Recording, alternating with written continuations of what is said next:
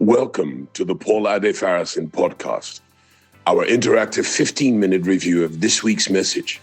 We revisit the word, surface the big ideas, and give you space to reflect, pray, and act.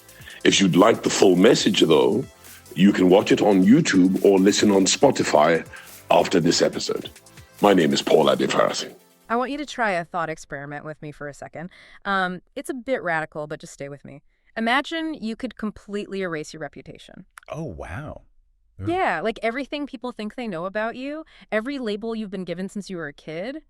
You know, the smart one, the troublemaker, the failure. Exactly. Yeah.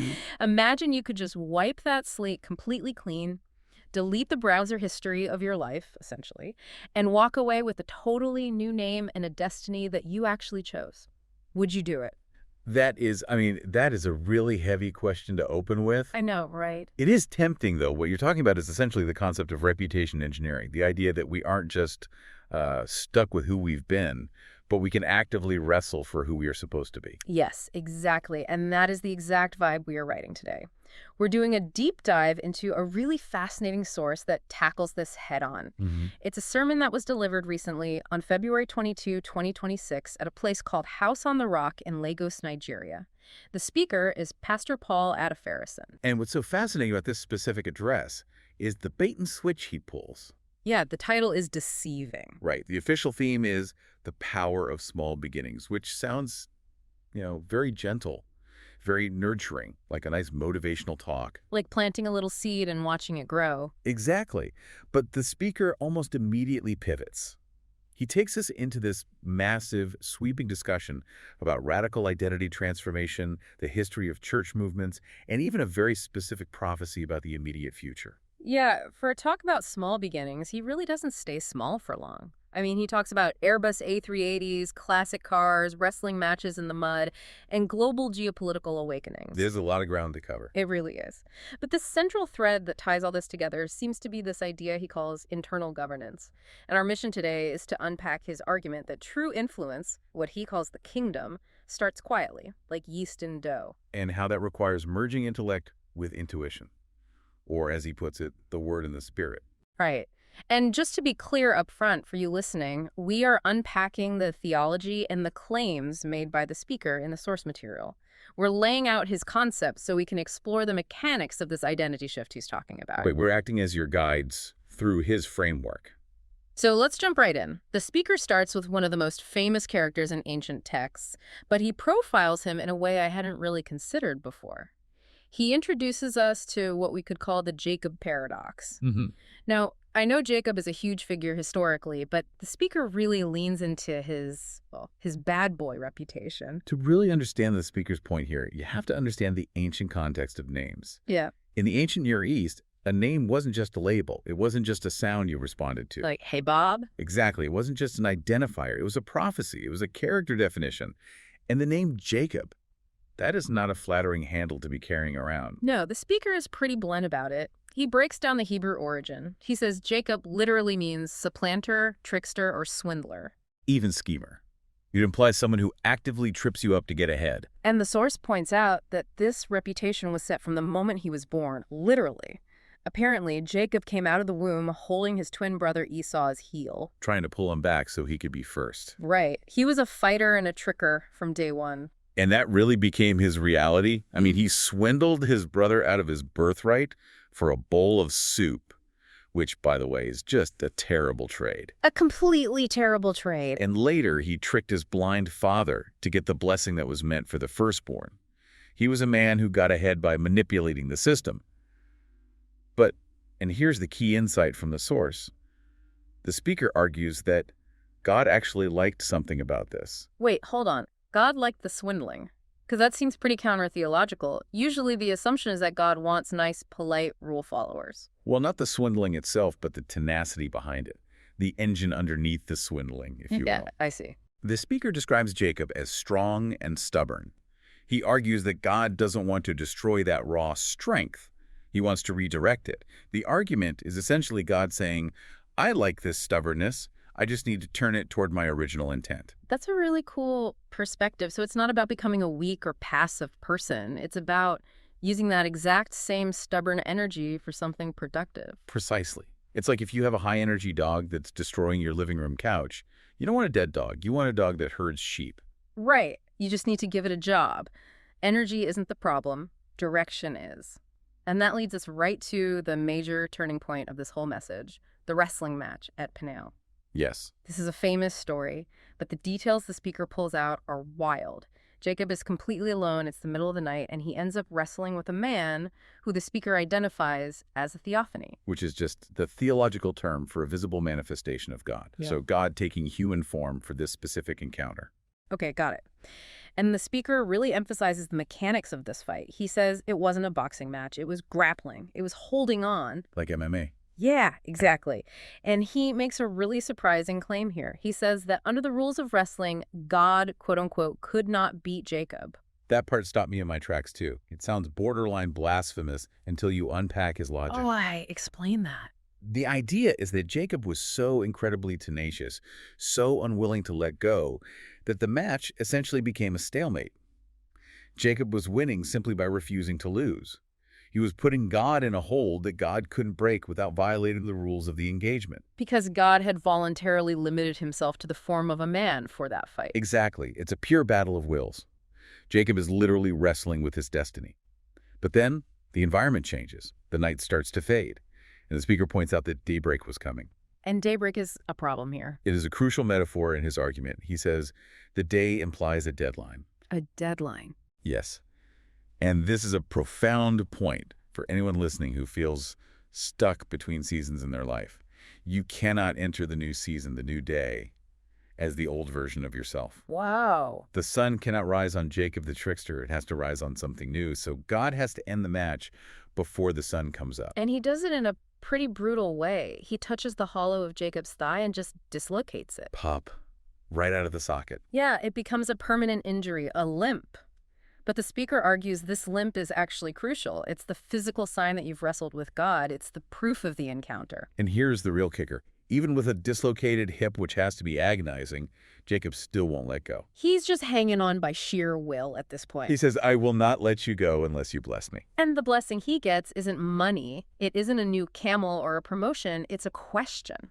God asks him, what is your name? Which, going back to what we said earlier about the ancient Near East, effectively means confess your nature. Own up to who you are. Yes. God forces Jacob to admit it. He has to say out loud, I am the trickster. I am the supplanter. He has to stop pretending to be Esau. He has to drop the act. And the moment he admits his true, flawed identity, God flips it. He renames him Israel, which means prince with God. The speaker calls this process reputation engineering. Reputation engineering. I love that term. It's the shift from being a rascal, someone who survives by their wits, to being a ruler, someone who governs by their true identity. The key takeaway here is the concept of being broken but chosen. Right. The speaker lists off people like Moses the murderer, Gideon the coward, Rahab the harlot. His argument is that God uses ordinary, deeply flawed people, bad boys as he calls them, to bring about massive change. But they have to undergo this identity shift first. They have to survive their own wrestling match. It's very hopeful when you look at it that way. You don't have to arrive perfect. You just have to be willing to hold on in the dark until you change. But then, right after this, the speaker shifts gears completely. He moves from wrestling in the dirt to high-end economics. He starts talking about the valuation of the self. This is where he tackles the feeling of being undervalued, which I think resonates with just about everybody listening. We all have moments where we feel like we're being sold short by the world. Oh, for sure. And he uses this analogy that makes it so clear. The old car analogy. Right. So picture this. Imagine you have an old car sitting in your garage. It's rusted out. The tires are flat. It's covered in years of dust. You look at it and you think, this is just scrap metal. You're ready to sell it for $500 just to get it out of your sight? Exactly. You are the seller. Yeah. And in your mind, the value is incredibly low. But then a collector walks into your garage. A classic car collector. And he looks at it, and he doesn't focus on the rust. He sees the chassis. He sees the history of the model. He says, wait a minute, this is a classic. This is incredibly rare. And suddenly there's a bidding war, and it sells for $200,000. And the speaker asks the fundamental economic question. Who determines the value? A buyer. Never the seller. Right. The seller acts out of insecurity or pure ignorance of what the asset actually is. The buyer acts out of knowledge. The speaker argues that we humans often view ourselves as that $500 scrap metal. We look at our flaws, our past, our Jacob tendencies. But God, acting as the buyer in this analogy, looks at us and sees the Israel potential. And he's willing to pay the ultimate price. In Christian theology, the life of Christ, he pays that to acquire the car. He actually flips a very famous biblical parable to drive this home, the pearl of great price. Yes. Usually when you hear that taught, it's interpreted as I need to give up everything I have to get God. Like I need to sell all my stuff to buy the pearl. But the speaker says, no, go back and read the text again. In his interpretation, God is the merchant. God sold everything. He had to buy the field, which represents the world, just to get the treasure that was hidden inside it. And that treasure is you. It's a radical message of self-worth. Think about how it changes how you walk into a boardroom or a job interview if you genuinely believe you are the treasure the field was bought for, rather than just the dirt in the field. It completely changes your posture. And then just to make sure the audience really understands the scale of this potential he's talking about, he drops the Airbus analogy, which I thought was brilliant, but also kind of tragic when you apply it to real life. He compares a human being to an Airbus A380. Right. For anyone who doesn't know, that is the largest passenger airliner in the world. It's a double-decker. It has 4 massive engines, incredible range. It is a literal beast of a machine. A marvel of engineering. Yeah. But he says, imagine taking an A380 and using it just to taxi around on the runway. Or using it to fly a tiny short hop, like from Lagos to Ibadan. For context, that's about a 20-minute flight. You would spend way more time boarding the plane than actually flying in the air. It's a massive waste of potential. The plane isn't designed for that at all. The engines would barely even warm up. It's designed to fly from Sydney to Los Angeles without stopping. It's built for the long haul, for extremely high altitudes. And he connects this directly to the feeling of frustration that so many people have in their careers or their lives. He says if you're feeling deeply frustrated or bored, it might be because you are an A380 trying to operate like a local taxi. That is such a profound psychological insight into existential boredom, what we might call underliving. The speaker suggests that the friction we feel in life is often because our current circumstances are simply too small for our internal capacity. We are quite literally too big for where we are. So the frustration is actually a good sign. It's not a character flaw. In a way, yes. It's your internal design screaming for altitude. It's your spirit knowing you have 4 jet engines and you're currently only using a bicycle pedal. That makes so much sense. And he says we need the test pilot guy to take the controls, because only the original designer knows what the machine can actually handle. You might be terrified to push the plane to its limits, but the test pilot knows it can do a barrel roll if it has to. I just love the mental image of an A380 doing a barrel roll. It's terrifying, but undeniably cool. It really is. Okay, so we've covered the identity change, we've covered the self-worth and the capacity. Now the speaker gets into a bit of history. He talks about a great divorce. And he's not talking about a marriage here. He's talking about a split within the church itself. This is really the intellectual core of the message. And it explains the tension a lot of people feel when they navigate religious spaces. He outlines a historical divide between 2 primary types of movements. Okay. On one side, you have what he calls the word churches. These would be the more intellectual branches. Right. They are highly scriptural, grounded, theological. They place a massive premium on structure, order, and doctrine. Which sounds good. It is good, but the speaker describes them as potentially dry. He quotes the scripture, "The letter killeth." His argument is that if it's all head knowledge without any actual experience or power, it dries up. It just becomes a sterile academic exercise. And on the other side of the divorce, The spirit churches, the charismatic movements, these are highly emotional, powerful, revivalist spaces. They value intuition, the supernatural, and the move of God. right, highly experiential. But he admits, and he is very candid about this, they are prone to what he calls rascality. Rascality. I just love that word. It sounds so mischievous. It's a polite way of saying they lack discipline. They lack governance. He says if you only have the Spirit without the deep grounding of the Word, you blow up. You get chaos, you get public scandals, and you lack generational depth. So the formula he gives the audience is really catchy. He says word only equals dry up. Spirit only equals blow up. And Word plus Spirit equals grow up. Grow up. Yes. He is calling for a remarriage of intellect and intuition, of structure and power. Oh. He actually points back to the first 300 years of early Christianity as the model. He claims that was the only time this balance was perfect. And that's when they had the most massive cultural influence on the Roman world, right? Despite having literally zero political power. Exactly. The internal governance created external influence. He actually gets into a bit of a debate in the source material with an unnamed great leader. Apparently someone prominent called the charismatic movement Ishmael.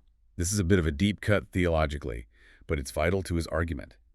In the biblical narrative, Ishmael was Abraham's son by the servant Hagar. He is often viewed as a result of impatience, a product of the flesh rather than the promise. Oh, okay. By calling the modern movement Ishmael, that leader was implying it was illegitimate, a mistake, something that ultimately needs to be sent away into the desert. But our speaker, Pastor Paul, strongly disagrees with that label. Very strongly. He says, no, the proper label is Jacob. Ah, bringing it back around. Exactly. He says, yes, the charismatic movement is flawed. Yes, it's tricky. Yes, there has been rascality and severe immaturity. But just like Jacob, it is chosen. It isn't an illegitimate child to be cast out. It's a son that needs to be wrestled into maturity. It needs to become Israel. So he's saying the church itself needs a dislocated hip. Yeah, It needs to stop relying on tricks and hype and start governing as a prince. that is spot on. He's arguing for reformation, not rejection. It's a direct call to mature the movement. He wants the wildfire of the Spirit, but he wants it safely contained within the fireplace of the Word. Okay, so this leads us to the final and probably the most dramatic part of this deep dive, the prophecy. And he doesn't just say this is going to happen someday. He puts a very specific timeline on it. He does, which is always a bold move. He explicitly predicts a great awakening. And looking at the date of this source material, February 22, 2026, he says this massive global move of God will begin within the next 7 years. So we are looking at a window between 2026 and 2033. Right. And he views this not just as another historical revival, but as the direct predecessor to the Second Coming. He frames it as a final massive gathering, but he issues a very stern warning. He says the church, which he calls a sleeping giant, is currently hitting the snooze button. It's not ready for what's coming. Not at all. He uses the parable of the 10 virgins to illustrate this. I've heard this one before. It's about bridesmaids waiting for a groom. Some have oil for their lamps and some don't. It usually just sounds like a basic story about being prepared. But look closely at how he applies it to this timeline. The crisis in the story happens in the middle of the night. Right. It's dark. It's confusing. People are asleep. Yeah. And the foolish virgins run out of oil. He defines oil in this context as that internal connection to God, the resilience, the Spirit. And the scary part of the story is that the foolish ones try to borrow some from their friends. They say, hey, give me some of your oil. My lamp is going out. And the friends say no. Which always sounds incredibly selfish at first glance, doesn't it? Yeah. We're taught from childhood to share. Right. But the speaker's underlying point is that you cannot borrow a relationship. You cannot borrow deep character at the last possible minute. That makes sense. When the crisis hits, when the midnight actually arrives, you either have that internal governance, that Israel identity, or you don't.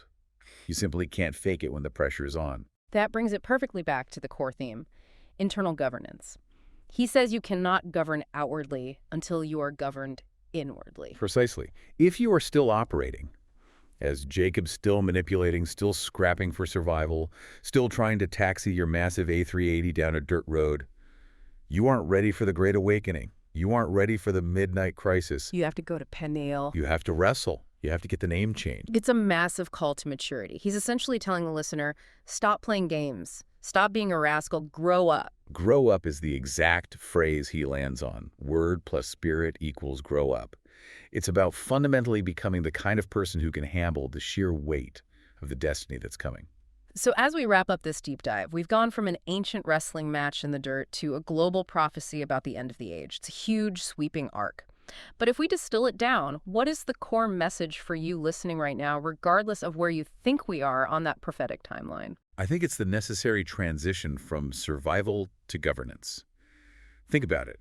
Jacob was the ultimate survivor. He survived his angry brother. He survived the manipulative father-in-law. He survived famine. He was incredibly scrappy. But surviving isn't the goal. Exactly. God didn't want him to just survive. He wanted him to rule. He wanted him to thrive. But the cost of thriving was the limp. That is the beautiful paradox of the whole thing. To stand truly tall, you might have to be broken first. You have to lose your reliance on your own clever tricks, your Jacob methods, and learn to lean entirely on that new governed identity. You basically have to lose the fight to win the war.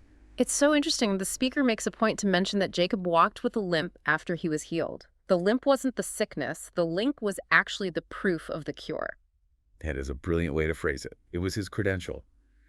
When people saw him walking with that limp, they knew, beyond a shadow of a doubt, that he had met with God. So here is a final thought for you to chew on as you go about your wit.